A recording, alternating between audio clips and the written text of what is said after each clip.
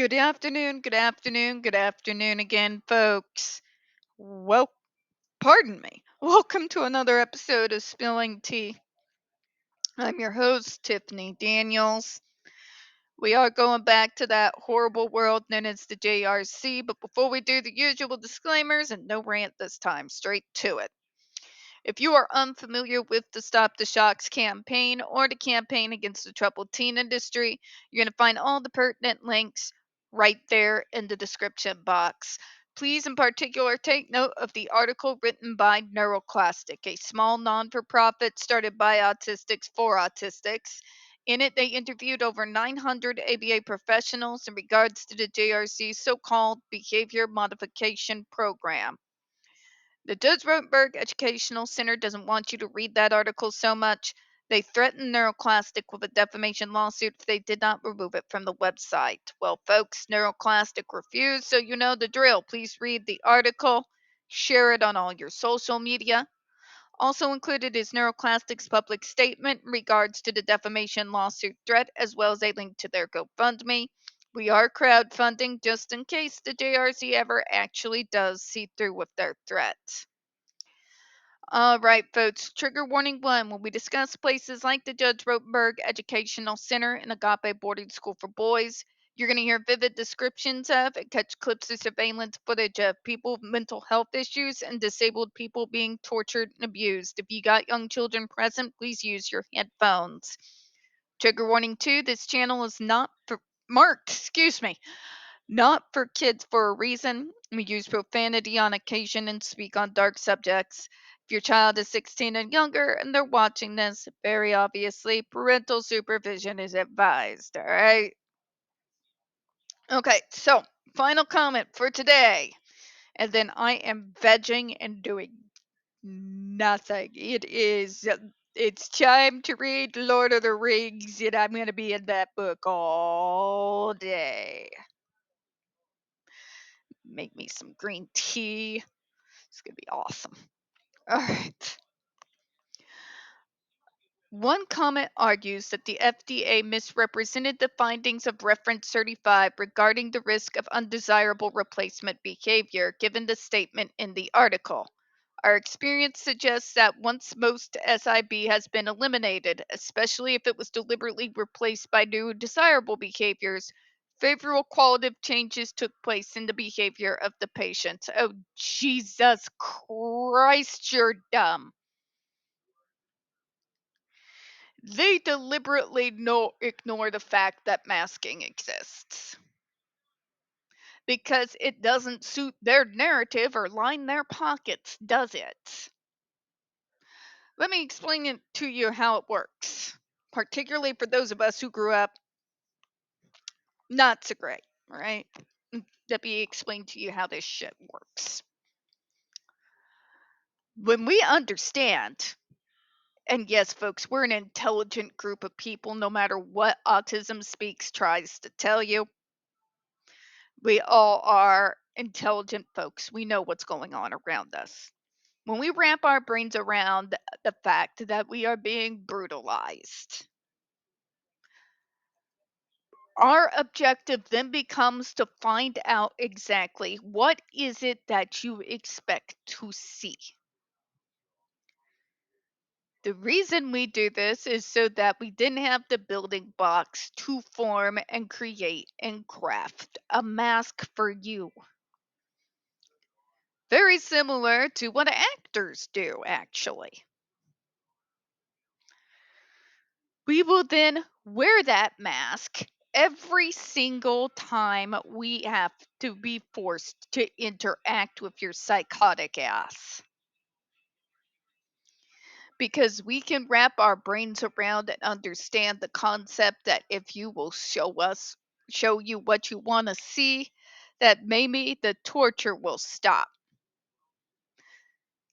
The problem is, like I mentioned before, those behaviors never go away entirely.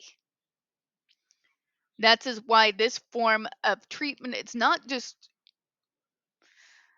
barbaric and cruel, it's batshit insane.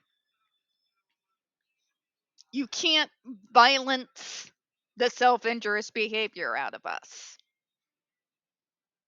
That's the put down the crack pipe, for God's sake. All right? It's very simple. Neurodivergents have been doing it for centuries. We find out what you want to see. We become, when wearing that mask, what you want to see. We pay special attention to detail in that task because we know even the smallest slip up means we're right back in that abusive environment all over again, back at step one. Okay? But it doesn't last because masking is one of the most exhausting things on planet Earth.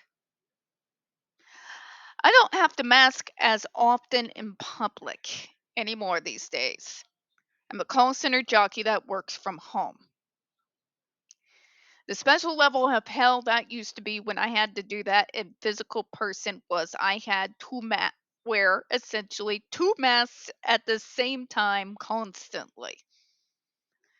A mask to interact and deal with my coworkers and boss, and a mask on the phones. The mask on the phones alone, with the levels of stupid, the vitriol that gets heaped upon us, and the never satisfied Karens is astronomical. You don't want to know the effort or the energy it takes to not allow that mask to break while having to deal with that crap in a never ending stream, folks. You don't know what that kind of mental exhaustion, that psychological exhaustion of being forced to be something other than what you are. I can't really put that type of exhaustion into words for you except to tell you that the consequences usually have to do with burnout. And I know we've gone over burnout before on this channel. All right. Me being able to craft, perfect, and wear a mask perfectly without any screw ups for hours on end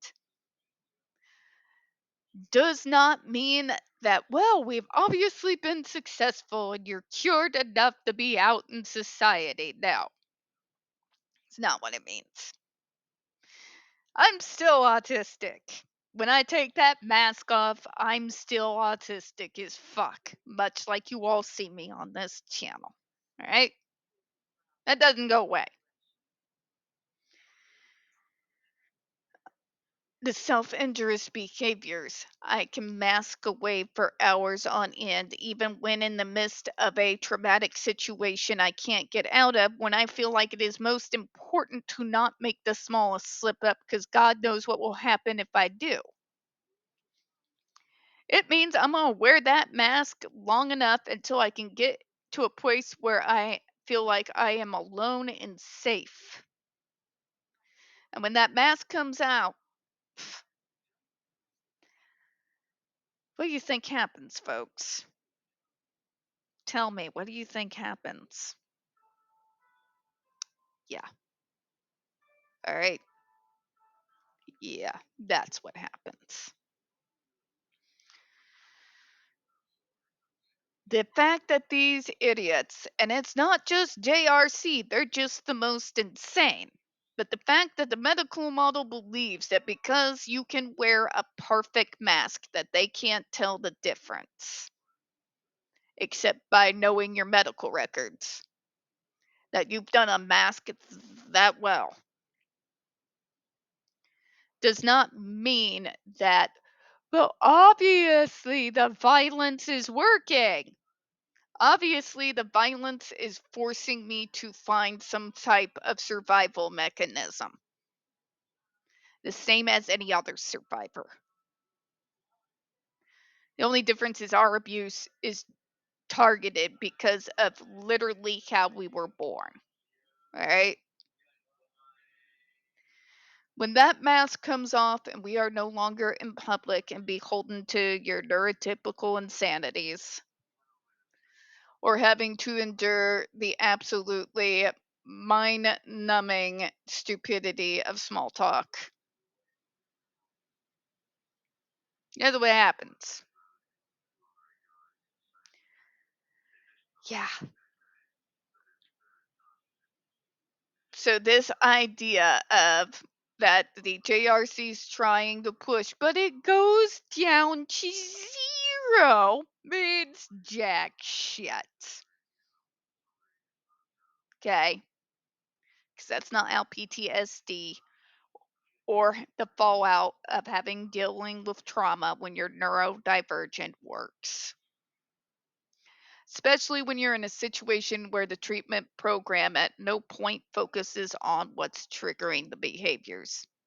The JRC will try to tell you that they do, but the problem is the JRC, like much of the medical model, believe that they already know what's triggering the behaviors. And it is absolutely 100% wrong. And so we get nowhere. And the continuing of barbaric violence and cruelty, and the fact that we have to form a mask to try and get ourselves away from it, which causes later burnout and worse behaviors and old behaviors once conquered coming back to haunt us. Yeah.